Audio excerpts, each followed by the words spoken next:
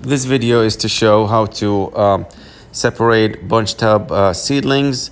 So I have some celery seeds, so I just decided celery seedlings. So I decided to get them use them for demonstration. I dug deep as I could so I could get all the seedlings in my hand. I got a handful of them, and I put them on the ground, and I kind of like shake them with my hand first to see how many will fall off of them, and a few fell off. And I'm just showing you how the whole plant and the root came out. Came out pretty good, the big ones and small ones. And then I'm using the water to kind of like easing up the soil on them so I could pull them all out one by one easily. And after that, I just shake them again. Now I'm using both hands. I'm using the water again to loosen up more soil. Kind of shake them again. This video is sped up 3 times, so take your time with it. Figure out how you do it. And for me, I'm just shaking them and pull them one by one. And as I shake them, I feel them and see which one is susceptible to come out easier than the other ones. And I just start, separating them either by pull or either by actually brying them.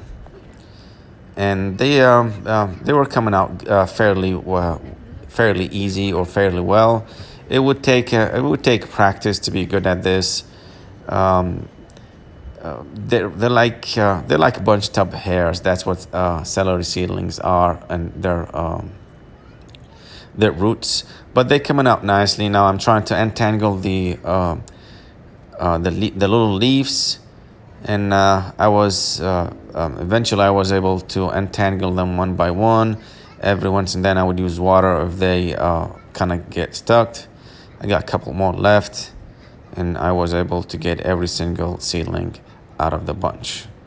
Okay, now I took the seedlings, I put them on the sidewalk like this just to count how many of them. I did not count. If you could count how many, just let me know. But I got a whole lot of them from that little handful, and I decided to get, this is the biggest one, I decided to get one of them to plant it, to show how to plant them. So basically, you dig a hole. I used a screwdriver, digging a hole with a down pressure and a round movement, and I kind of gauge the length of that hole with which seedling that would be best. I decided this one is the best for this hole, and I kind of push down the root in a long way. Do not coil up the root, just push it down a long way, the entire hole, so there's more surface area for the roots. And then put water, and then kind of tap it a little bit to get all the bubbles out. And this is how you do it. Basically, the video ended there. This is just the rest of the video to show you what I did with the rest of the seedling. The same thing. Use the screwdriver to make dig holes, and sometimes the water to make it easier for me. And so I could. And obviously, I had to put them in water because I didn't know how long it's gonna take me to dig the holes, and I want them in full strength.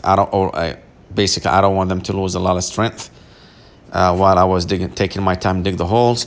Now I started with the biggest one I had and kind of gauged the root. And same thing, I put the root long ways, not to coil it up, because if you put it long ways, it would have more surface area for it to absorb moisture and stuff. Put the soil on it. Got my water hose. Hose down on at the surface, at the soil level, tapped it, and decided to put more soil on it at the base. This is another one to show you what I did with it. As I water it, I kind of tap the base of it to make sure the air bubbles get out of the hole, and then more soil get packed in. And this is the end, towards the end, how I did all of them. I was able to only plant, I don't know, maybe 20 of them or so.